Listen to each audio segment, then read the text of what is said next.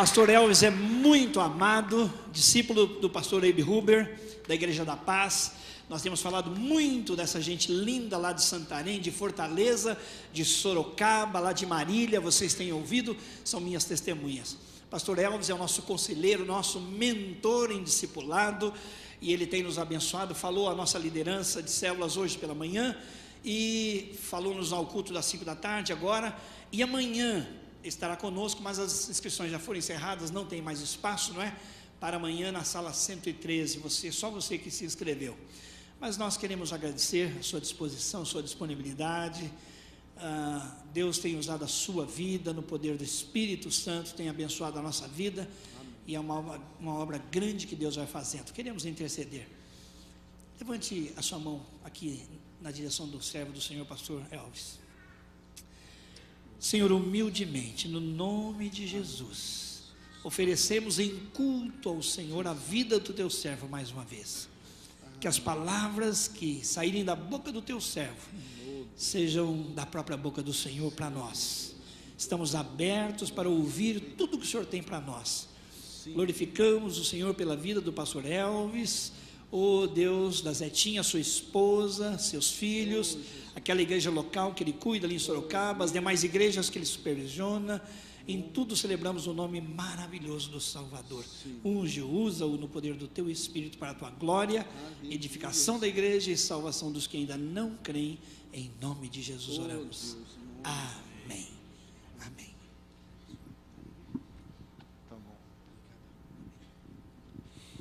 A graça e a paz do Senhor, amém, irmãos? Eu louvo a Deus, tenho viajado o Brasil e até fora do Brasil, e o que é lindo, irmãos, é encontrar com irmãos tão preciosos. E eu vou falar para você, aqui em Campo Grande, eu tenho encontrado irmãos tão preciosos, amém? Vocês têm sido bênçãos na nossa vida. Sabemos que Deus nos dá graça, né, de aprendermos uns com os outros, e da mesma forma que eu estou aqui servindo e passando aquilo que Deus tem nos dado, eu também estou recebendo muito de vocês, amém? Por isso eu quero falar para você que está debaixo do som da minha voz, você é um grande exemplo para mim. Glória a Deus. Eu sei que nós vamos aprender muito juntos uns com os outros. Eu nasci em Minas Gerais, e em Carlos Chagas, e ali fui levado para a Amazônia ainda muito pequeno. No decorrer do testemunho que eu vou estar ministrando logo mais, você vai entender um pouco melhor.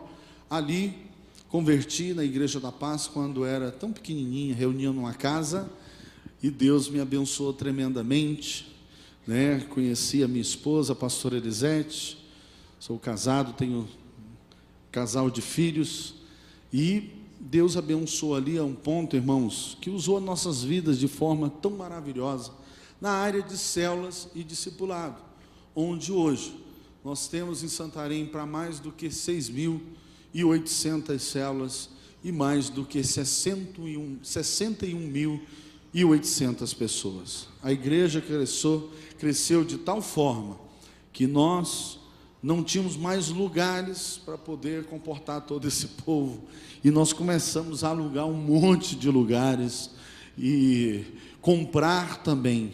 Hoje nós temos uma igreja sede em Santarém, mas nós temos mais do que 25 prédios para comportar todo esse povo, amém?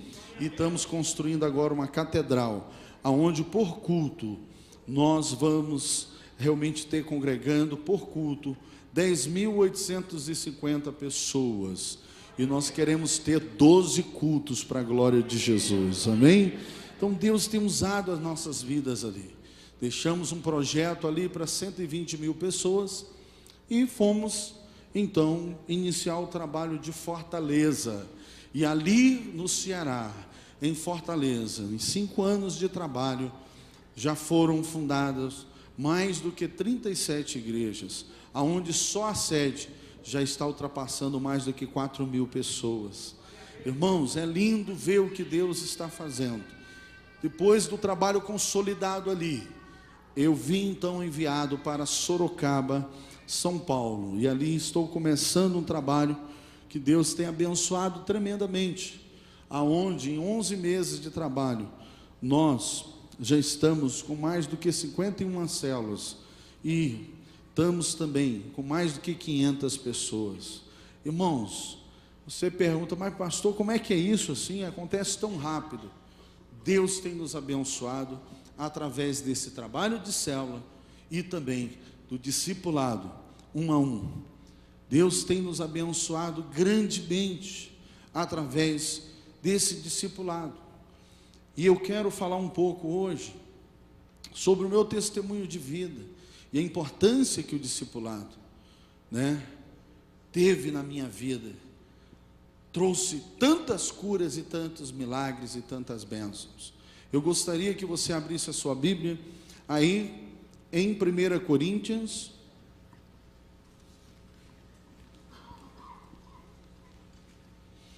no capítulo 1,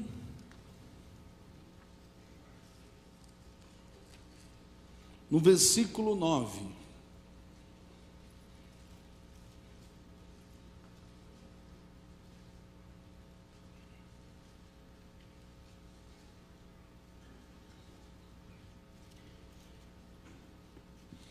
Olha o que diz a palavra de Deus. A palavra de Deus diz: fiel é Deus. Diga comigo assim: fiel é Deus. A palavra do Senhor continua então falando: o qual os chamou à comunhão com o seu Filho Jesus Cristo, nosso Senhor. A palavra de Deus diz, irmãos, que só há um que é fiel. Quem é essa pessoa? Deus. Ele diz que Ele é fiel para com cada um que foi chamado. Quantos aqui foram chamados por Deus? Levante sua mão. Graças a Deus. Amados, a palavra do Senhor diz que Ele te chamou. E não importa a situação que você está vivendo nesse momento, não importa qual for a tua luta, o Senhor diz que Ele é fiel, que Ele estará com você aonde você estiver. Não importa se você estiver no mais profundo abismo, lá estará a destra do Senhor, e a sua mão poderosa vai te abençoar e vai tirar de lá em nome de Jesus. Aleluias! A palavra diz que Ele é fiel. E Ele é fiel mesmo. Sabe, irmãos, como Deus tem provado a fidelidade dEle na minha vida. Nasci num lar totalmente destruído. Um lar onde a minha avó era uma bruxa, irmãos. Uma macumbeira, irmãos. Olha o nome, macumbeira. Se fosse pelo menos assim, bocumbeira, já melhorava, Mas é macumbeira. A minha avó fazia um trabalho aqui, o mal acontecia ali. Quantos lares foram prejudicados, quantos casais foram separados por causa daqueles trabalhos. O meu avô, de uma organização do qual eu fui orientado pelos meus amigos advogados e irmãos queridos, a não falar o nome, mas o meu avô atingiu o grau máximo dessa organização, a um ponto dele receber das próprias mãos de Satanás riquezas. Ele se tornou muito rico, irmão, em toda a região de Teixeira de Freitas, Bahia, e Carlos Chagas, Minas Gerais, dono de tantas fazendas, de tantos prédios, condomínios, redes de restaurantes. Mas olha, irmãos, Satanás, quando dá algo para alguém, cedo ou tarde, ele vem pedir a paga. Ele vem cobrar o que a pessoa deve. E Satanás chegou ao meu avô e falou: te dei tudo o que você quis, tudo o que você me pediu, agora você tem que me dar o que você me deve. E Satanás então pediu um descendente, um varão, um homem, para ser sacrificado ou para se colocar na linhagem e ser o sucessor do meu avô. Amados, meu pai estava com eles, e o meu avô não podia mais gerar filhos, descendentes. Ele então falou para o meu pai: você vai gerar esse descendente. E montaram os três um projeto maligno. E o meu pai saiu então de Carlos Chagas, Minas Gerais, para o estado de São Paulo. E na cidade ali de Piraju, conheceu a minha mãe e casou-se com ela, e levou ela de São Paulo para Carlos Chagas, ela sem saber de nada. E ali começou aquele projeto maligno, aonde a minha mãe logo ficou grávida. Então eles contrataram parteiras, porque aquela criança não podia ter conhecimento nenhum de existência. E o parto teve que ser feito na nossa própria casa, muito grande, casa muito boa. Mas olha, irmãos, não era um hospital. E por algumas complicações, e por não levar a minha mãe ao hospital, nasceu a minha irmã tetraplégica. Sofre até hoje em um centro de reabilitação na cidade de Jaci, ao lado de São José do Rio Preto. Irmãos, no ano seguinte a minha mãe ficou grávida novamente. Foi quando eu nasci. Aos 6 meses de idade, eles pegaram, trancaram a minha mãe em um dos quartos daquela casa tão grande. E ali, irmãos, eles me sequestraram, me levaram para a cidade de Caravelas, Bahia, depois para a cidade de Nanuque, Feira de Santana, e deixou a minha mãe lá. A minha mãe conseguiu socorro dos vizinhos, aonde eles ajudaram ela a sair daquela situação. Ela começou a procurar as autoridades daquela cidade, mas como meu avô era muito rico, muitos estavam já comprados. Ela não teve apoio e ainda recebeu ameaças para poder voltar para o estado de São Paulo. Você pode imaginar quantas são mães aqui? Levante uma das suas mãos. Você já pensou, mãe? Você gera o seu filho, você sofre por 9 meses, enjoos, tantas lutas, e de repente levam seu filho para sempre. A minha mãe sofreu demais, amados. Sofreu demais. Por 30 anos, sem saber aonde o filho estava. Se estava vivo, se estava morto. Então, aos 4 anos de idade, eles começaram a me levar para essa consagração. Me levavam para os cemitérios, a altas madrugadas, e ali me davam um banho, me preparando para consagrar o diabo.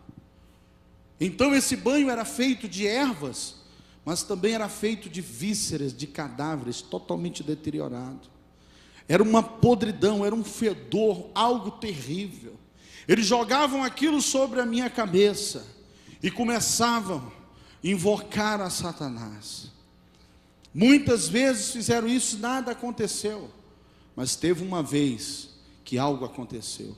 No meio daquela escuridão, eu vi se aproximar de mim algo muito mais escuro e tenebroso do que aquelas trevas, e com uns olhos de fogo, algo terrível. E aquela coisa parou na minha frente e bradou uma voz: tem uma luz sobre a vida dele, e por isso eu não posso dominá-lo. Aleluia, irmãos.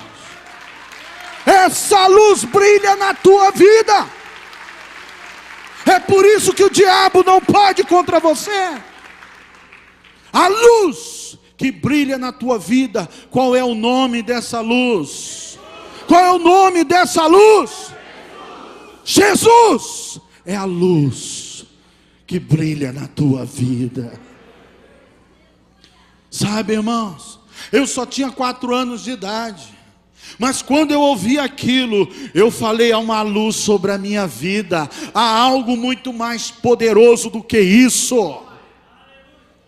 A partir dali, irmão, eu passei a acreditar que havia algo maior do que aquele mal que me perseguia. Sabe, irmãos, por meu avô não conseguir dar a Satanás o que ele queria, ele veio e matou fulminante. Ai daquele que faz uma aliança com Satanás, vai pagar caro. Muitos vão pagar com a própria vida. Sabe, irmãos, quando Satanás veio e levou meu avô, ele, antes de casar com a minha avó, tinha constituído outra família. E quando ele se separou, ele deu muitas riquezas, deu o que eles tinham de direito. Mas o meu avô ainda era tão rico, que quando eles souberam da morte deles, contratou vários jagunços, para ir na fazenda do qual nós morávamos, e matar todos nós. A minha avó ficou sabendo, foi com meu pai numa concessionária, em 79, e comprou 2 F100, que era caminhonete, mais badalada daquela época, colocou a capota, chegou na fazenda e falou para nós: pegue tudo que vocês puderem, arrume as malas, porque nós temos que ir embora. Irmãos, minhas tias começou a arrumar tudo ali, arrumaram as malas, jogaram dentro daquelas caminhonetes, já tinha ali alimento, já tinha ali água, já tinha ali combustível, e nós então ficamos ali, e a minha avó falou: para onde nós iremos? E o meu pai falou: eu assisti uma reportagem, que falaram que a Transamazônica já está liberada.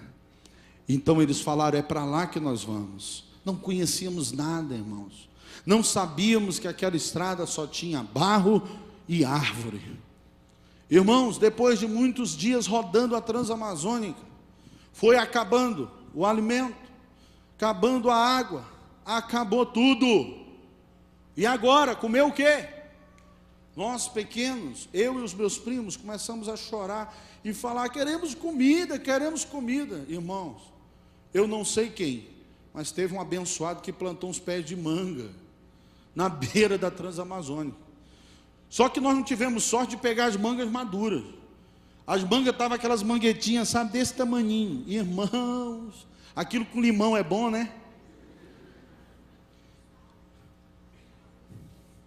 Ah, com sal, vocês estão ligados, né? Irmão, nós passamos a comer aquilo, irmãos. Depois de 2 dias comendo manguetinha, nós já estávamos assim. A gente não aguentava mais manguetinha, irmão. Era um desespero que você nem imagina. E ao subindo uma grande serra, de repente, irmãos, chegamos lá em cima, vários madeiras, toras de madeiras, jogada ali, nós não podíamos ir. Então desceu meu pai, meu tio e algumas das minhas tias para poder tirar aquilo ali. De repente sai de dentro daquele mato, irmãos, uma tribo de índios, tudo armado, todos armados ali, unga, unga, unga, unga. E aí, irmãos, nós, crianças, entramos debaixo dos carros, tchum, e ficamos assistindo aquela coisa horrível. E de repente uma tia minha, que assistia aqueles filmes antigos, irmãos, eu estava ministrando em outro lugar aí, tinha uma irmã que sabia até o nome do ator. Falei: irmã, a senhora é de longos e longos, longos tempos. Ela sabia o nome até do ator. Sabe aqueles filmes, irmão, dos americanos contra os índios, né? Ia naquela canoinha com aquele chapeuzinho de esquilo na cabeça, né? E era pei, e os índios, tum, tum. Quando eles estavam perdendo, aí, os americanos estavam perdendo, o que eles faziam? Preparavam um monte de presente e davam para os índios. Aí os índios poupavam a vida deles. A minha tia gritou de lá: corre para as bolsas, pega espelho, pente e batom. Irmão, se fosse hoje eu não ia entender esse negócio não, irmão. Quer dizer, se fosse naquela época, hoje eu entendo. Irmãos, tem muitos aí que falam do batom. Eu sou contra batom, eu não gosto do batom. Irmãos, aquele batom estava abençoado. O cara lá, o unga lá, grandão lá, era o chefe da turma, pegou um espelho e começou.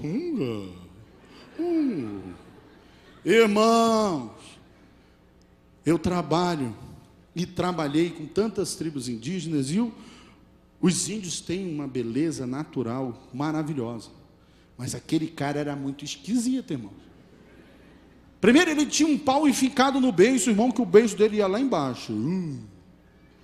Ele tinha um pau enfincado na orelha, no nariz. Irmãos, era uma coisa que eu vou lhe dizer. Você tinha que ter fé para poder ver, viu? Aí, irmãos, ele achou que ele era lindo demais. E quando ele pegou o batom vermelho, irmãos, aí ele se achou o máximo. E ele virou para os outros índios que estavam lá segurando o pessoal e falou: Você entendeu? Nem eu. Eu só sei que os caras soltaram o tio, soltaram minhas tias. E aí, olha, irmãos, foi um momento tão maravilhoso. Mas quando pensávamos que tudo estava resolvido, irmãos, ele virou novamente, e os caras pegaram o meu tio e o meu pai e saíram arrastando para dentro do mato. Foi um desespero, irmãos, porque nós pensamos assim: são canibais, vão comer 2 e depois vão querer mais. Esses caras vão voltar para pegar mais gente. Nós não sabíamos o que fazer, irmãos. Se corríamos, se ficávamos. As mulheres não sabiam dirigir. Como que ia tirar aquelas toras? Foram horas muito difíceis. Mas graças a Deus, irmãos, de repente, o mato começa a balançar. E a gente com medo, Senhor, meu Deus, o que será? O que será isso aí? Será os índios ou será o tio e o meu pai? Graças a Deus era o meu tio e o meu pai, com 2 ramanchins nas costas. Ramanchins é um cesto de cipó que os garimpeiros, os índios, os ribeirinhos, os planaltinos na Amazônia usam para carregar as coisas. E esses 2 ramanchins estavam cheios de milho, irmãos. Aleluia, Jesus! De manguetinha para milho. Irmãos, tiramos aquelas toras e fugimos dali por causa dos índios. E quando nós chegamos num rio, num garapé, aí nós paramos ali, irmãos, e foi o dia do milho. Agora você imagina, irmãos, 5 dias, milho no café da manhã. Por que você já está rindo? Milho na merenda, milho no almoço. E na janta, o que foi, irmão? E no café da manhã, o que foi, irmãos? Como é que você sabe? Você estava lá? Irmãos, depois de 5 dias comendo milho, eu já estava amarelo. Eu fiquei com trauma de milho por 10 anos. Depois de 10 anos eu voltei a comer milho de novo. Eu gosto de uma pamonha, viu? Mas, irmãos, não foi fácil. Até que nós chegamos na cidade de Pacajá. Você sabe onde fica? Então eu sou internacional, tá vendo, pastor? Irmãos, nem Judas passou lá. Nós não achamos a bota dele. Irmãos, olha, eu vou lhe dizer, para geograficamente te ajudar, fica no Xingu. Você sabe onde fica o Xingu? Irmãos, fica bem longe, no meio da Amazônia. E ali nós chegamos, e o que dava dinheiro era a extração da castanha do Pará. Nós então investimos todo o dinheiro que nós levamos em terras, em compra de terras, para extrair a castanha do Pará. E toda a nossa riqueza, fazendas, prédios, condomínios, nós deixamos com o contador, para ele vender e enviar o dinheiro para nós. Ele vendia por um valor alto e enviava um valor pequeno para nós. Sabia que nós não podíamos voltar? Ficou mais rico do que nós. Irmãos, fomos perdendo tudo que tinha, porque todos pegaram malária, hepatite, e gastamos tudo com a doença. Olha, eu vou lhe dizer uma coisa, irmãos. Tudo que o diabo dá, ele leva de volta. Por isso, irmãos, que é importante que as nossas conquistas, sabe, seja estabelecida através da fidelidade de trazer a oferta para a casa de Deus, através do dízimo, amém? O diabo não vai poder tocar no que é seu. Conquiste tudo com justiça, sendo fiel a Deus. Mas nós perdemos tudo. Aí a minha avó pensou que fazendo tudo aquilo de novo ia resolver a situação, mas não deu mais certo. E aos 9 anos de idade, eu estava na sala e de repente o meu pai chega e chama a minha avó de mãe. E eu falei: pai, se o Senhor chama ela de mãe, por que eu também chamo? Se ela é sua mãe, não pode ser minha mãe. Quem é minha mãe? Aonde está minha mãe? Por falar isso, o meu pai me bateu tanto, que ele me deixou caído, roxo, cheio de hematomas. Eu não entendi aquilo. Era uma simples pergunta que eu estava fazendo. Aquilo gerou um ódio dentro do meu coração. Aquilo gerou, irmãos, uma ira muito grande. E eu comecei a ficar por detrás das portas e ouvindo as conversas deles. Até que um dia eu ouvi o meu pai falar para minha avó: toda vez que eu olho para esse menino, é como se o passado se colocasse na minha frente. E eu fico muito mal. Aquilo me entristeceu muito e me levou a pensar: eles são muito ruins. Com certeza deve ter matado a minha mãe. Aquilo foi crescendo dentro de mim, até que os 14 anos de idade, ele já casado com outra mulher, junto com outra mulher, chamada Luciene. Ele foi para um bar, jogar bilhar, e a Luciene falou: Elvis, vá lá chamar seu pai, que eu preciso conversar com ele. E ela falou isso para mim, eu peguei e fui. Cheguei lá, eu falei: pai, a Luciene quer falar com o senhor. Ele falou: já estou indo. Voltei para casa. Ele não foi. Ela falou: vá lá chamar seu pai de novo, eu preciso muito falar com ele. E eu fui, irmãos. Quando eu cheguei lá, eu falei: pai, a Luciene precisa muito falar com o senhor. E ele então falou: eu já disse que eu já vou. Ele estava com um taco de moracatiária na mão, jogando. Moracatiária, irmãos, é uma das madeiras mais duras do mundo e a mais dura do Brasil. Ele conseguiu quebrar aquele taco nas minhas costas. Amontoou 2 costelas. Eu caí no chão, gritando de dor. Mas a dor maior foi que ele causou no meu coração. As pessoas me socorreram e me levaram ao hospital. Ali no hospital, eu maquiei, eu elaborei um projeto de vingança. Eu falei: quando eu sair daqui eu mato ele.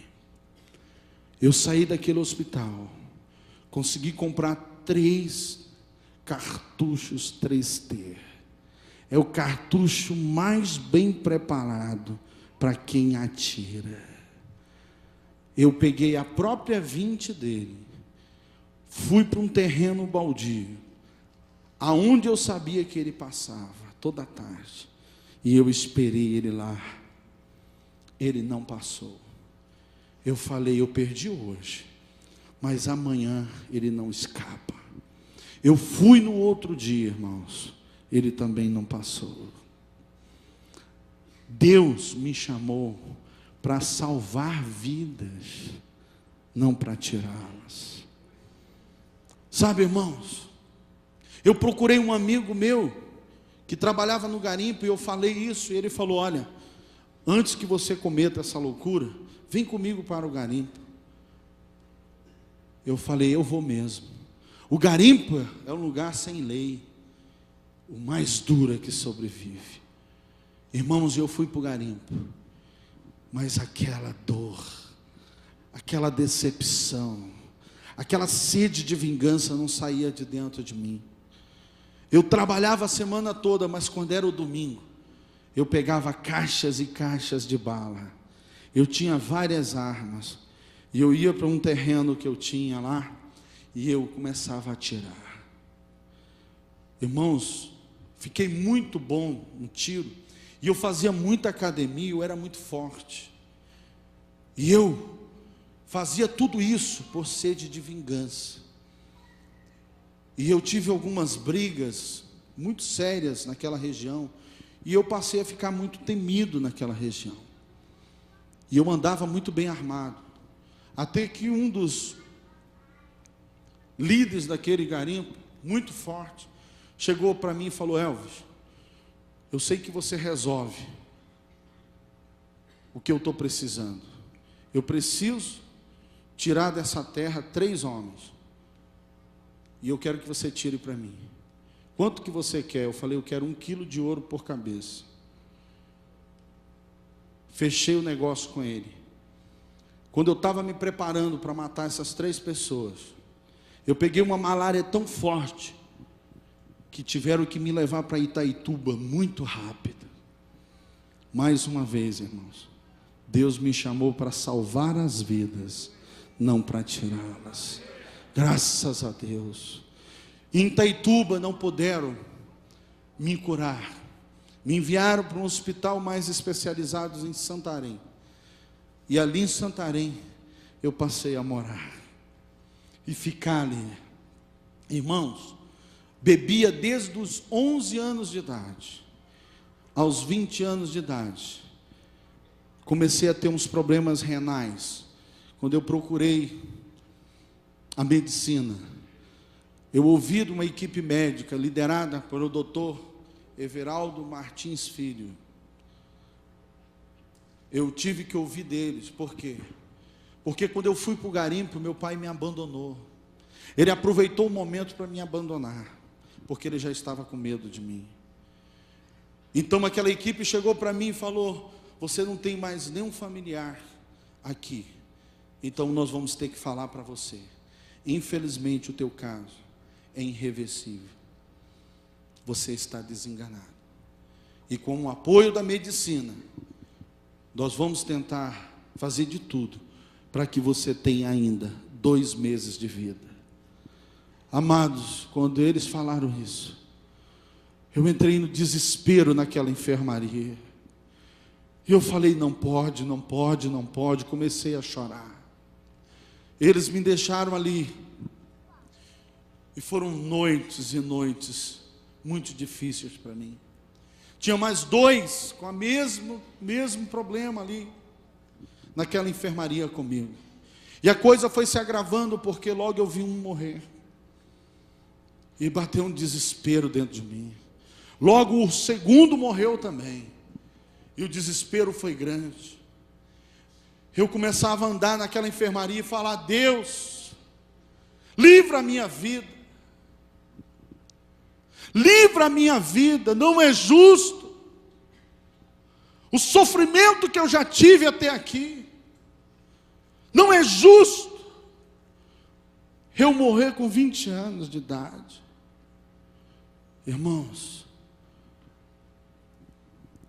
graças a Deus, porque quando a minha mãe voltou para o estado de São Paulo, ela não teve apoio das autoridades, mas ela procurou as igrejas evangélicas, e ela começou a pedir: ora pelo meu filho, ora pelo meu filho, ora pelo meu filho. Irmãos, a intercessão tem poder. Aquela luz que brilhou na minha vida, quando Satanás queria ceifar a minha vida, foi através da intercessão. Sabe, irmãos, quando eu estava naquele leito, que eu clamei a Deus, no maior desespero, eu sei que foi intercessão daquelas igrejas, sabe, que levou a Deus operar na minha vida. Irmãos, eu conhecia todas as enfermeiras daquele hospital. Elas chegavam com uma bandeja com 12 ampolas de injeção, grande, irmão. Me aplicava, paralisava todo o meu corpo, eu só conseguia mexer com a cabeça. Irmãos, chegou uma mulher bem diferente, cheia de trancinha. Eu falei, mas essa daí é nova aqui, eu não conheço ela não, só comigo. Ela chegou, parou na frente do meu leito, olhou para mim, baixou a cabeça e começou a preparar o material. Eu falei, irmãos, depois que ela me aplicou, acho que foi o Senhor mesmo que falou para ela, olha, aplica, porque senão ele vai correr atrás de ti. Ela me aplicou as injeções, irmãos, eu estava ali, sabe, só mexeu com a cabeça. Ela apontou o dedo para mim e falou, você só está aí porque você quer, porque no dia que você entregar a sua vida a Jesus, o Espírito de Deus vai entrar na tua vida e vai te encher com seu poder. Ai, irmãos, quando aquela mulher falou isso, eu falei, não, que é isso? Já não basta o sofrimento na minha vida, ainda vem uma crente apontar o dedo na minha cara e falar umas coisas dessas. Olha, como o paraense fala, olha já. Irmãos, como pode? A palavra do Senhor diz, pobre, cego e nu, tira a tua máscara. Está ali, descendo o vale da morte, e ainda quer dar uma de bonzão. Quantas pessoas, irmãos, que já está aí, morrendo aos poucos, mas ainda deixa o ego falar mais alto, o orgulho, tira a máscara. Deixa Deus operar na sua vida, meu irmão. Olha, Deus só pode operar na nossa vida quando nós tiramos a máscara e falamos, eu sou Jacó. Sabe, irmãos, que ignorância minha, mas as palavras daquela mulher entrou na minha mente, no meu coração. E quando foi à tarde, irmãos, eu tentando dormir, quando eu ia tentando dormir, de repente eu lembrava das palavras da mulher. De noite, eu ia tentando dormir, a palavra daquela mulher vinha na minha mente. Irmãos, eu passei quase 2 dias sem dormir. Mas no segundo para o terceiro dia, eu falei, essas palavras têm poder. Às vezes você pensa, irmãos, que você tem que fazer um curso de teologia para poder pregar para alguém. Você só precisa falar para ela com fé, Jesus te ama e Ele vai mudar a tua vida. Só isso pode mudar a direção e a vida de alguém. Amém? Irmãos, eu comecei a acreditar naquelas palavras. Começou a melhorar o meu quadro. E a equipe médica chegava e falava, mas não pode, não pode, não pode. Eu comecei a ouvir aquilo, eu falei, esses caras estão querendo que eu morra, é? Que negócio é esse que não pode, não pode, não pode? Eu falei, eu vou falar com o doutor Everaldo. Quando eu tive a oportunidade, eu cheguei com ele e falei, doutor Everaldo, eu não estou entendendo, vocês querem que eu morra, é? Ele falou, que isso? Não, porque vocês ficam falando que não pode, não pode, eu estou ficando melhor, eu estou me sentindo melhor. Ele falou, o teu caso é um milagre. O teu caso é um milagre. Irmãos, com menos de 2 meses, eu recebi alta do hospital. Aleluia! Glória a Deus! O Senhor restaurou os 2 rins que estava deteriorado. Me deu 2 rins novos. E já fazem 19 anos que eu estou pregando a palavra de Deus. Deus é fiel na minha vida e na sua. Não importa o mais profundo abismo que você tiver. Sabe, irmãos, meu pai, depois de ter me espancado, ele falou: a sua mãe já é morta. Sua mãe é morta. E a família que você tem é só eu e sua avó. Por 30 anos, irmãos, eu passei a acreditar nisso. Saí daquele hospital, mas antes de sair eu fui lá saber que enfermeira, quem era aquela enfermeira. Até hoje, irmãos, me mostraram todos os currículos das enfermeiras que trabalhavam lá. Nenhuma era aquela mulher. Até hoje eu não sei se era uma anja. Irmãos, eu só sei que eu saí daquele hospital decidido: eu quero é Deus. Irmãos, eu saí dali desesperado, fui atrás do padre. Padre, eu tenho que fazer uma pergunta para o senhor, padre. Meu filho, eu vou começar a missa, depois da missa você me procura, tá bom? Tá bom, padre. Irmãos, eu fiquei mirando o padre. Quando terminou a missa, eu já estava lá. Ele falou: meu filho, deixa eu pelo menos limpar aqui a taça e guardar. Tá bom, padre? Aí, irmãos, chegou o grande momento. Ele chegou para mim e falou: sim, meu filho, o que você quer me perguntar? Eu falei: padre, eu quero saber quem é Deus. Irmãos, ele fitou os olhos em mim e falou: meu filho, Deus é Deus.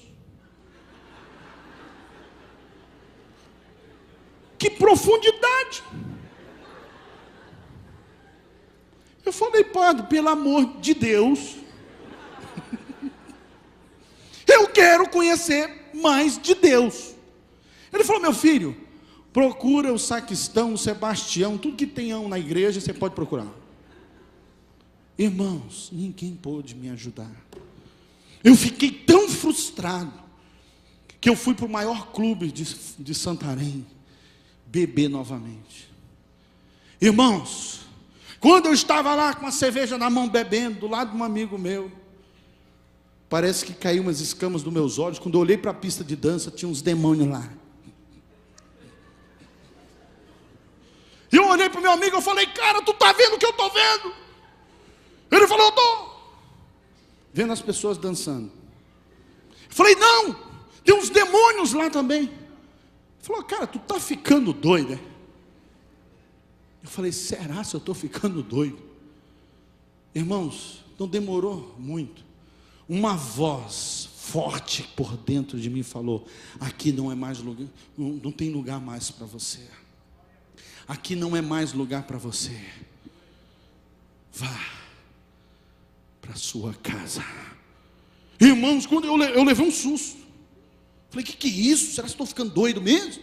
Eu olhei para o meu amigo e ia perguntar para ele. Aí eu falei: ele já falou que eu estou com cara de doido. Não vai adiantar.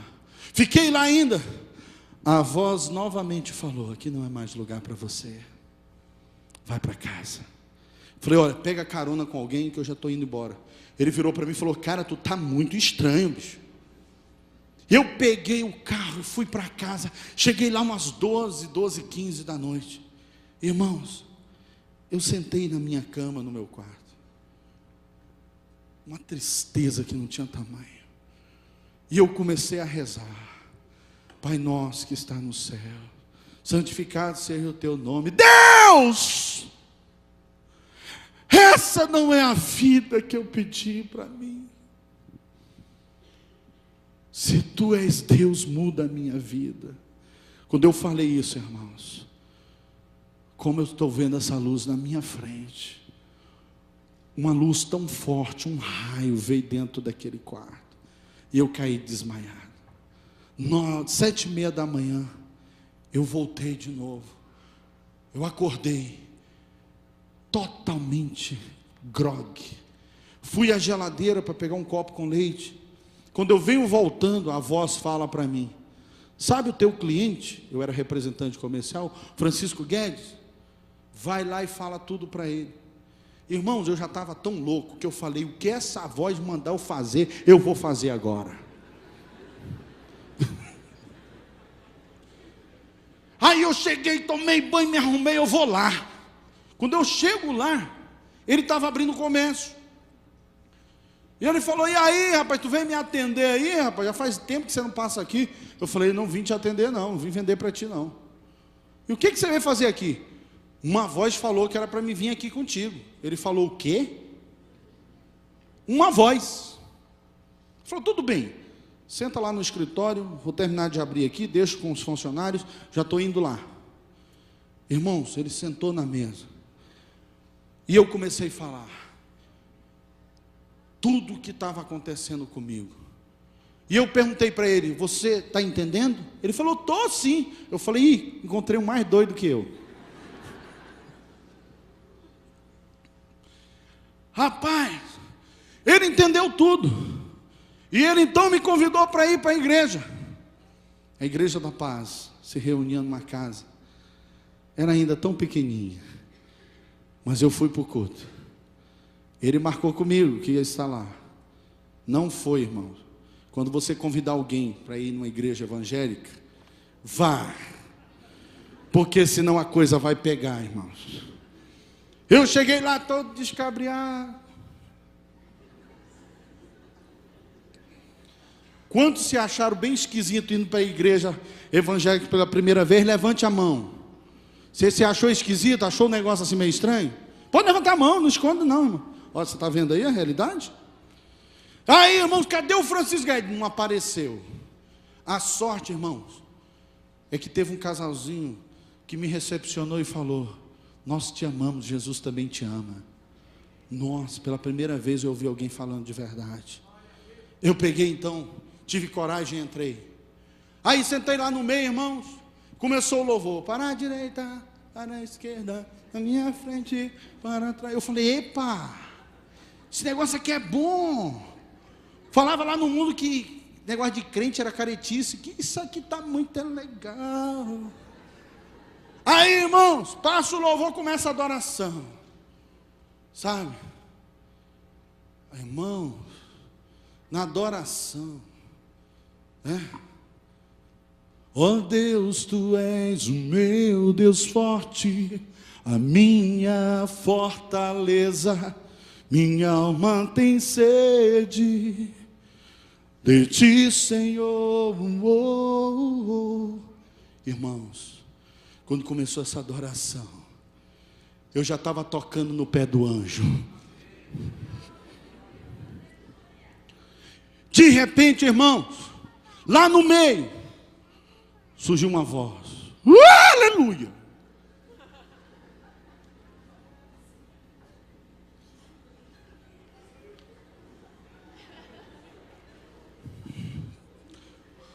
O coração já querendo sair pela boca.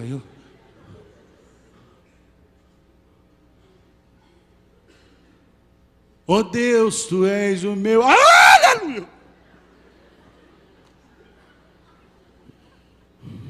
Irmãos, aí o coração já estava para sair pela boca. Eu falei: aonde está esse diabo? E eu olhava por baixo, olhava por cima, mas não ia achar nunca. A mulher já estava debaixo da cadeira. Irmãos, eu já estava no maior desespero. E eu falei: Senhor, eu não sei nem o que eu estou fazendo aqui, mas uma coisa eu sei: eu vou pegar, vou sair nesse corredor, vou lá para trás. Eu vou ficar aqui nessa parede. E se esse diabo sair desse lugar e vir na minha direção, eu corro, que não tem capeta que me pegue. Aí lá vai eu, lá atrás, no fundo da igreja. Aí passou uns obreiros e falaram assim: irmão, tem várias cadeiras, você não quer sentar? Não, aqui está bom demais. Aí passou 2 obreiros e falaram assim: e aí, obreiro, maneiro? Já pensaram até que eu era obreiro. Ouvi a palavra todinha em pé. Irmãos, entreguei minha vida a Jesus. Depois de muitos anos eu fui saber o nome da irmã que caiu na cadeira e que gritava: aleluia! Sabe qual era o nome da irmã? Ana Aleluia. Eu falei: não fale o resto. Eu contei para ela o que ela me fez passar. Essa irmã ria que rolava. Entreguei minha vida a Jesus ali, irmãos. Começamos então a implantar o trabalho de célula. E depois Deus nos deu o discipulado. Começamos a ser tremendamente usados por Deus. E olha, quando começamos o discipulado, o meu discipulador chegou comigo e falou: Elvis, eu sinto que você precisa abrir um pouco mais seu coração. Eu falei: em que área? Você não fala tanto dos seus pais. Eu falei: eu não gosto de falar disso, porque minha mãe já está morta e o meu pai foi um monstro. Ele falou: nós precisamos conversar mais sobre essa área. Você precisa abrir o teu coração. Até que eu tomei a decisão de um dia de abrir meu coração com ele. E ele falou: há uma ferida muito grande no teu interior. Eu falei: eu não me preocupo com essa ferida. Ele falou: essa ferida pode estar impedindo você de receber o melhor de Deus. Ele falou: a partir de hoje eu vou orar com você. Eu vou orar e vou te ajudar, para que você possa conversar e abrir mais comigo, para que eu possa te ajudar mais. Ele começou a orar e jejuar, o meu discipulador. E Deus começou a falar ao meu coração: você precisa perdoar o teu pai, porque senão você será um assassino. Eu chamei o meu discipulador e eu abri meu coração com ele. E eu falei para ele tudo. Ele falou para mim: Elvis, o perdão é uma decisão que tomamos. Às vezes a carne não quer, mas é um mandamento de Deus, e nós temos que tomar a decisão. Deixa eu falar uma coisa para você que está debaixo do som da minha voz. Talvez alguém te causou uma ferida muito grande. Pode ter sido teu pai, a tua mãe, teu irmão, tua irmã, teu amigo, teu esposo, tua esposa, ou alguém que você gostou na vida. Te feriu, te abandonou, te machucou. Deixa eu te falar, muitas coisas na minha vida não rompia, porque havia um câncer dentro de mim. Deus tinha me curado dos meus rins, mas eu precisava de uma cura no meu interior. Irmãos, com muita luta, eu tomei a decisão de perdoar o meu pai, por ter me gerado para ser um sacrifício a Satanás, por ter me gerado para sofrer tanto, por me espancar. Eu decidi a perdoar, e eu falei: Senhor, eu faço uma aliança contigo, diante do meu discipulador e diante do Senhor, que a prova de que eu decidi a perdoar, é que eu vou orar todos os dias, e jejuar toda semana, pela vida dele, abençoando. Irmãos, depois que eu tomei essa decisão, as portas começaram a se abrir. Antes parece que nada dava certo, irmãos, mas agora era diferente. Deus começou a usar minha vida para multiplicar células, para ganhar multidões de pessoas, para fazer tantos discípulos. Irmãos, desentupiu o cano. E as bênçãos começaram a vir uma atrás da outra. Impressionante. Comecei a discipular um pastor, chamado pastor Walter de Godoy, de São Paulo. E no discipulado por telefone, nós fomos falar sobre família. E ele perguntou para mim sobre a minha família. Eu falei para ele: pastor, eu vivo sozinho aqui, mas há um desejo no meu coração de encontrar um primo, um tio, os meus avós, alguém da família, para me falar que eu tenho um parente.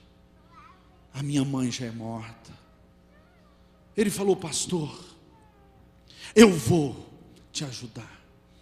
Eu tenho um escritório, eu vou fazer uma pesquisa a nível nacional, eu vou conseguir. Ele começou a fazer as pesquisas e descobriu, irmão, o estado de São Paulo, cidade de Piraju, a 240 quilômetros de São Paulo. Ele então ligou para o cartório de lá, deu o nome dos meus avós, e a jovem do cartório falou assim: por que você não liga também para a FM da cidade? Ele então ligou para a FM da cidade. O pessoal lá estava fazendo o programa ao vivo, falou: rapaz, isso é tão importante, por que você não entra ao vivo? Ele entrou ao vivo. Uma tia minha ouviu o anúncio, ligou para os outros tios na cidade de Sorocaba. Os tios ligaram para a rádio onde está o endereço desse homem. Irmãos, um bairro ao lado, na mesma cidade. Eles então pegaram o endereço e foram lá. Irmãos, chegando lá: o senhor que é o pastor Walter? Sou eu. É o senhor que está procurando nossos pais? Sim, não. Ele falou: mas como que é isso, rapaz? Ele falou: mas quem está procurando de verdade é o pastor Elvis, de Santarém. Quem é esse pastor Elvis? Ele falou: eu tenho uma foto aqui. Quando ele pegou a foto e mostrou, irmãos, uma mulher no meio daquele monte de gente começou a chorar e falar: Deus trouxe meu filho de volta. Deus trouxe o meu filho de volta. 31 anos.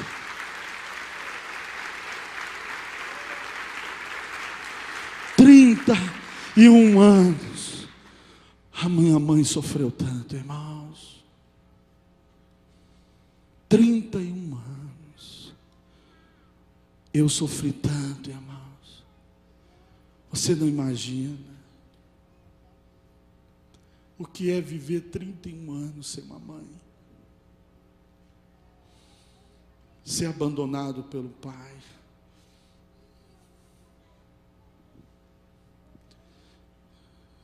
Tinha Natal, que as famílias gostavam de me convidar. Sabiam que eu não tinha família e me convidava para poder passar com eles.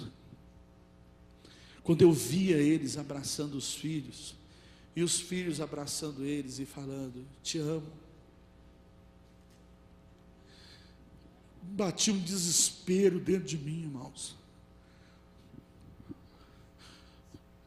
Eu dava algumas desculpas, e eu voltava para minha casa. Eu entrava no meu quarto, eu ia orar a Deus. Eu falava: Senhor, eu faço a tua obra e farei por toda a minha vida. Me conceda, quando eu chegar no céu, de poder ver a minha mãe, abraçar a minha mãe e sentir o cheiro dela. Quantas vezes eu chegava no restaurante e aquela garçonete ou aquele garçom vinha me servir, e eu começava a chorar. Eu gostaria tanto que a minha mãe pudesse fazer uma comida gostosa e me servir à mesa. Era muito difícil para mim. Irmãos, o pastor Walter olhou e falou: minha senhora, o pastor Elvis me falou que a mãe já é morta há mais de 30 anos. Não pode ser a senhora. Ela falou: não, eu não estou morta. E eu sabia que um dia Deus ia trazer meu filho de volta. Ele ligou para mim, eu estava no discipulado. Ele falou: pastor, eu tenho uma notícia para lhe dar. O que foi, Walter? Encontrei toda a sua família. E tem uma mulher aqui que está falando que é sua mãe.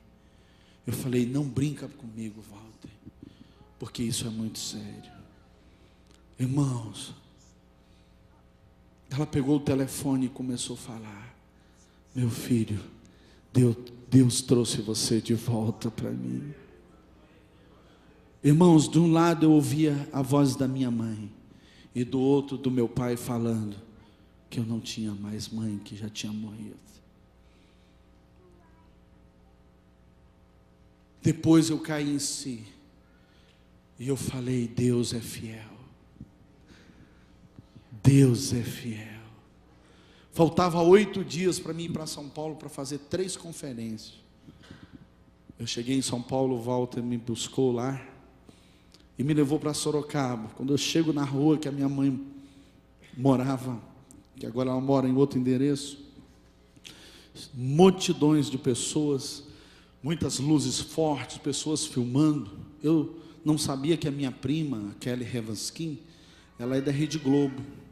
E ela era do jornal Hoje, aquele da tarde, e também da TV Tem. Hoje ela está fazendo algumas reportagens pela Globo News em Portugal. E ela falou para o superior dela, e ele falou: vai lá e faz a cobertura. E fizeram a cobertura. Eu cheguei lá, saí do carro, já dei entrevista. Mas o que foi mais lindo foi quando eu olhei para minha mãe. Vi ela, irmãos, a olho nu pela primeira vez. Eu pude abraçar minha mãe e sentir o cheiro dela. Deus é fiel. Aleluia! Depois de alguns dias junto com ela, sabe, irmãos, eu encontrei a minha mãe chorando. E eu falei: mãe, por que a senhora está chorando? A senhora não está feliz? Eu estou muito feliz, mãe. Ela falou: meu filho, eu estou muito feliz, mas eu tenho uma pergunta para fazer para o teu pai. Se ele estiver vivo, por que ele fez isso comigo? Eu chorei também e falei para ela: mãe, se o meu pai estiver no território nacional, eu vou encontrá-lo, e eu vou trazer ele, e ele vai lhe responder. Irmãos, eu fui convidado para ministrar numa grande conferência em Belém do Pará, e no meio daquela multidão, o pastor pediu para mim contar meu testemunho, e eu contei meu testemunho, e havia ali um líder da justiça eleitoral, e ele foi tão tocado que ele falou: pastor, eu vou lhe ajudar, me dá o nome do seu pai, se ele estiver no território nacional eu encontro ele. Eu dei o nome, ele encontrou meu pai na cidade de Rorainópolis, estado de Roraima. Irmãos, eu fui fazer uma conferência em Manaus, e de Manaus eu fui até lá. Encontrei a esposa dele e meus 2 irmãos, filho deles 2. E ele, como vice-presidente do Conselho de Pesca, estava dando alguma supervisão em alguns rios, eu não pude falar com ele. Mas quando ele chegou, ele ligou para mim em Fortaleza. Na época eu morava em Fortaleza. Aí eu liguei de volta para ele, e passamos 3h30 no telefone. Mas nós marcamos um encontro lá em Santarém, na conferência do MDA. Irmãos, eu pude olhar no rosto do meu pai e perdoá-lo. Irmãos, e eu perguntei para ele: pai, o senhor tem um jeito de cristão, o senhor é de alguma igreja? Ele falou: sou, meu filho. Eu falei: é, pai, e quantos anos? 14 anos. Eu tinha 16 anos de convertido, e ele 14. converteu com a minha oração, a minha intercessão e o meu jejum para a glória de Deus. Aleluia! Há poder na intercessão. Aleluia! Comprei as passagens do meu pai, trouxe ele para São Paulo, coloquei ele frente da minha mãe, e ele de joelho respondeu a pergunta que a minha mãe tinha a fazer e pediu perdão para ela. Peguei a minha mãe e o meu pai, levei eles até Jaci, perto de São José do Rio Preto, no centro de reabilitação. É um lugar difícil, irmãos. Para você entrar lá, você tem que ter muita coragem. E eu tentei ali entrar 8 vezes, irmãos, e eu chorava. Eu fui para debaixo de uma árvore e eu orei a Deus. Falei: Deus, me ajuda. Eu quero nesse momento contemplar a tua vitória. Onde abundou o pecado, vai superabundar a tua graça e a tua bênção. Eu entrei, irmãos, não chorei mais, e eu vi o meu pai ajoelhar e pedir perdão para minha irmã, que há 37 anos, as únicas palavras que ela conseguia falar, com dificuldade, toda vez que a minha mãe ia lá, várias vezes que eu fui visitar ela, ela só falava com muita dificuldade, toda atrofiada: cadê o papai? 37 anos.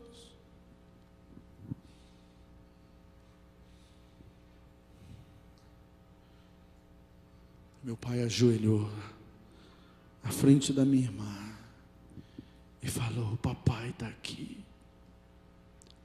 Me perdoe, minha filha, o mal que eu lhe fiz. Sabe, irmãos, o discipulado 1 a 1 me ensinou a valorizar as pessoas.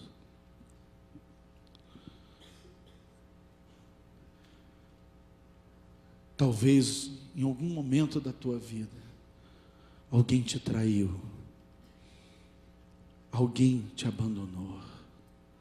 Eu não sei quem é, mas Deus sabe.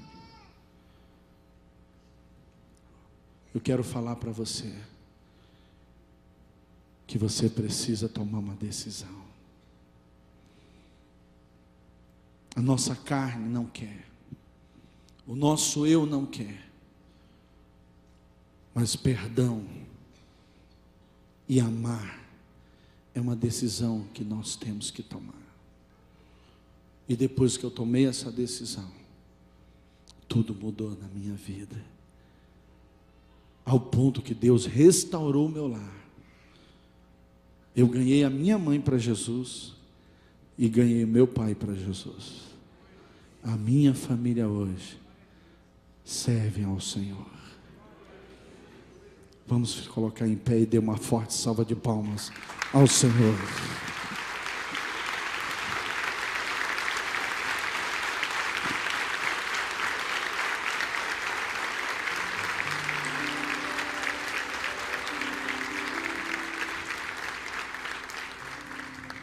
Se o seu pai e sua mãe está aqui, seus irmãos, seus filhos, sabe, irmãos, não perca as oportunidades de falar para eles quanto você os ama. Não corra o risco de perdê-los, para depois você falar: mas eu amava meu pai, mas eu amava minha mãe. Por quê que eu não resolvi a minha situação com meu irmão, com a minha irmã? Olha, irmãos, Deus está te dando tantas oportunidades. Não perca as oportunidades que Deus está te dando. Valorize as pessoas enquanto você tem. Nós só temos uma vida e logo ela passará. Somente o que foi feito por Cristo permanecerá. Valorize as pessoas. Por mais ruim que elas foram, perdoe-as. Jesus, quando estava naquela cruz, Jesus falou: Pai, perdoe-os, porque eles não sabem o que fazem. Eu não iria me perdoar se eu tivesse tirado a vida do meu pai. E eu pensava que ser assassino era só aquele que atirasse e matasse uma pessoa. O Senhor falou para mim: assassino é aquele que mata alguém no coração.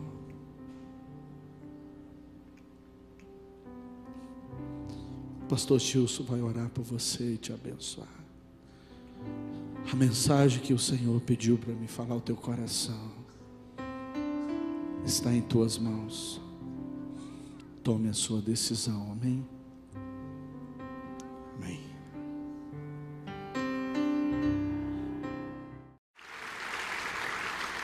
Pastor Elvis é muito amado, discípulo do pastor Abe Huber, da Igreja da Paz. Nós temos falado muito dessa gente linda lá de Santarém, de Fortaleza, de Sorocaba, lá de Marília. Vocês têm ouvido, são minhas testemunhas. Pastor Elvis é o nosso conselheiro, nosso mentor em discipulado, e ele tem nos abençoado. Falou a nossa liderança de células hoje pela manhã, e falou-nos ao culto das 5 da tarde agora, e amanhã estará conosco, mas as inscrições já foram encerradas, não tem mais espaço, não é? Para amanhã na sala 113, só você que se inscreveu. Mas nós queremos agradecer a sua disposição, a sua disponibilidade. Deus tem usado a sua vida no poder do Espírito Santo, tem abençoado a nossa vida. Amém. E é uma obra grande que Deus vai fazendo. Queremos interceder. Levante a sua mão aqui na direção do servo do Senhor, pastor Elvis. Senhor, humildemente, no nome de Jesus, oferecemos em culto ao Senhor a vida do teu servo mais uma vez. Que as palavras que saírem da boca do teu servo sejam da própria boca do Senhor para nós. Estamos abertos para ouvir tudo que o Senhor tem para nós. Glorificamos o Senhor pela vida do pastor Elvis, oh Deus, da Zetinha, sua esposa, seus filhos, aquela igreja local que ele cuida ali em Sorocaba, as demais igrejas que ele supervisiona. Em tudo celebramos o nome maravilhoso do Salvador. Unge, usa-o no poder do teu Espírito para a tua glória, edificação da igreja e salvação dos que ainda não creem. Em nome de Jesus oramos. Amém. Amém.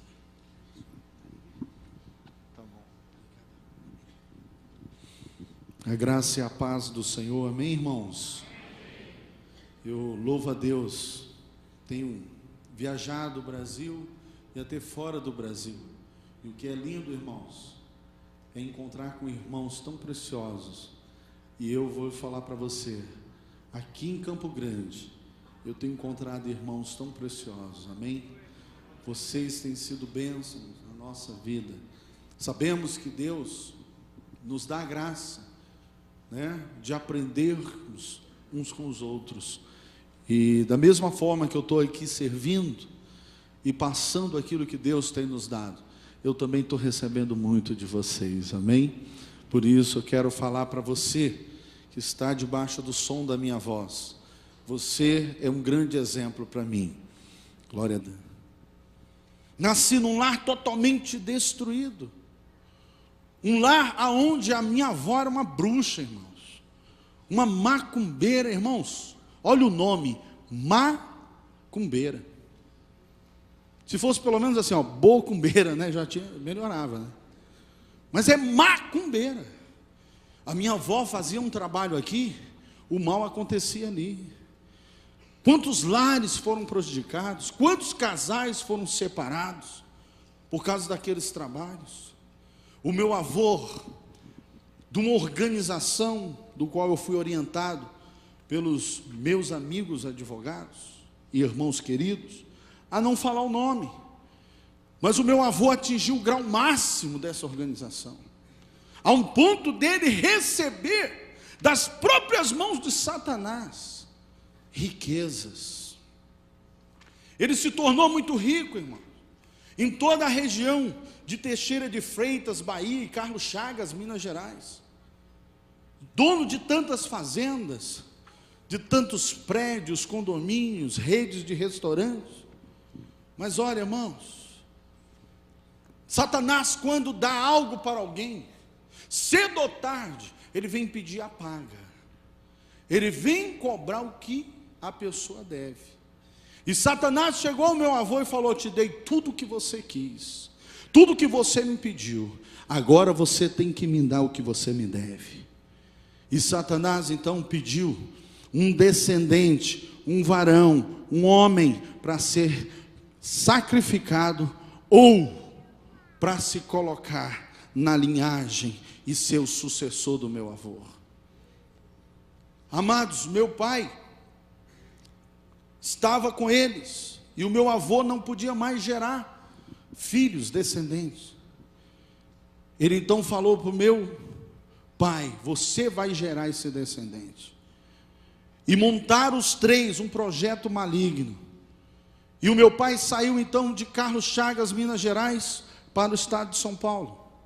E na cidade ali de Piraju, conheceu a minha mãe e casou-se com ela, e levou ela de São Paulo para Carlos Chagas, ela sem saber de nada. E ali começou aquele projeto maligno, aonde a minha mãe logo ficou grávida. Então eles com Deus, eu sei que nós vamos aprender muito juntos, uns com os outros. Eu nasci em Minas Gerais, e em Carlos Chagas, e ali fui levado para a Amazônia ainda muito pequeno. No decorrer do testemunho que eu vou estar ministrando logo mais, você vai entender um pouco melhor. Ali converti na Igreja da Paz quando era tão pequenininha, reunia numa casa, e Deus me abençoou tremendamente, Conheci a minha esposa, a pastora Elisete, sou casado, tenho um casal de filhos, e Deus abençoou ali a um ponto, irmãos, que usou as nossas vidas de forma tão maravilhosa, na área de células e discipulado, onde hoje nós temos em Santarém para mais do que 6.800 células e mais do que 61.800 pessoas. A igreja cresceu de tal forma que nós não tínhamos mais lugares para poder comportar todo esse povo, e nós começamos a alugar um monte de lugares e comprar também. Hoje nós temos uma igreja sede em Santarém, mas nós temos mais do que 25 prédios para comportar todo esse povo, amém? E estamos construindo agora uma catedral, aonde por culto nós vamos realmente ter congregando por culto 10.850 pessoas, e nós queremos ter 12 cultos para a glória de Jesus, amém? Então Deus tem usado as nossas vidas ali. Deixamos um projeto ali para 120.000 pessoas, e fomos então iniciar o trabalho de Fortaleza. E ali no Ceará, em Fortaleza, em 5 anos de trabalho, já foram fundadas mais do que 37 igrejas, aonde só a sede já está ultrapassando mais do que 4.000 pessoas. Irmãos, é lindo ver o que Deus está fazendo. Depois do trabalho consolidado ali, eu vim então enviado para Sorocaba, São Paulo, e ali estou começando um trabalho que Deus tem abençoado tremendamente, aonde em 11 meses de trabalho, nós já estamos com mais do que 51 células, e estamos também com mais do que 500 pessoas. Irmãos, você pergunta: mas pastor, como é que é isso assim? Acontece tão rápido.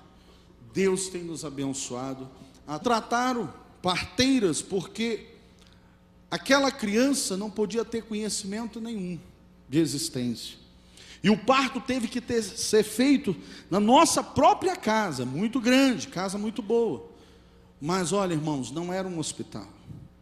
E por algumas complicações, e por não levar a minha mãe ao hospital, nasceu a minha irmã tetraplégica. Sofre até hoje em um centro de reabilitação na cidade de Jaci, ao lado de São José do Rio Preto. Irmãos, no ano seguinte a minha mãe ficou grávida novamente. Foi quando eu nasci. Aos 6 meses de idade, eles pegaram, trancaram a minha mãe em um dos quartos daquela casa tão grande. E ali, irmãos, eles me sequestraram. Me levaram para a cidade de Caravelas, Bahia, depois para a cidade de Nanuque, Feira de Santana, e deixou a minha mãe lá. A minha mãe conseguiu socorro dos vizinhos, aonde eles ajudaram ela a sair daquela situação. Ela começou a procurar as autoridades daquela cidade, mas como meu avô era muito rico, muitos estavam já comprados. Ela não teve apoio e ainda recebeu ameaças para poder voltar para o estado de São Paulo. Você pode imaginar quantas são mães aqui? Levante uma das suas mãos. Você já pensou, mãe? Você gera o seu filho, você sofre por 9 meses, enjoos, tantas lutas, e de repente, levam o seu filho para sempre. A minha mãe sofreu demais, amados. Sofreu demais. Por 30 anos, sem saber aonde o filho estava. Se estava vivo, se estava morto. Então,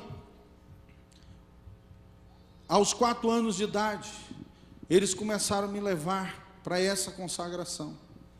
Me levavam para os cemitérios, a altas madrugadas, e ali me davam um banho, me preparando para consagrar o diabo. Então esse banho era feito de ervas, mas também era feito de vísceras, de cadáveres, através desse trabalho de célula e também do discipulado, um a um. Deus tem nos abençoado grandemente através desse discipulado.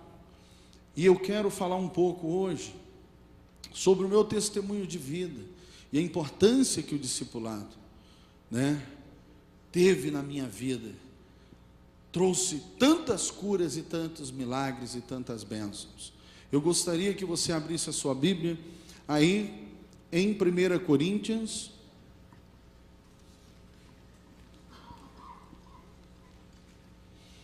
no capítulo 1,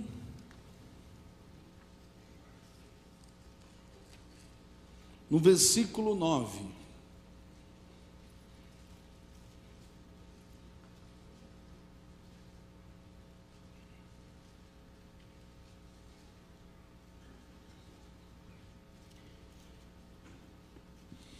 Olha o que diz a palavra de Deus.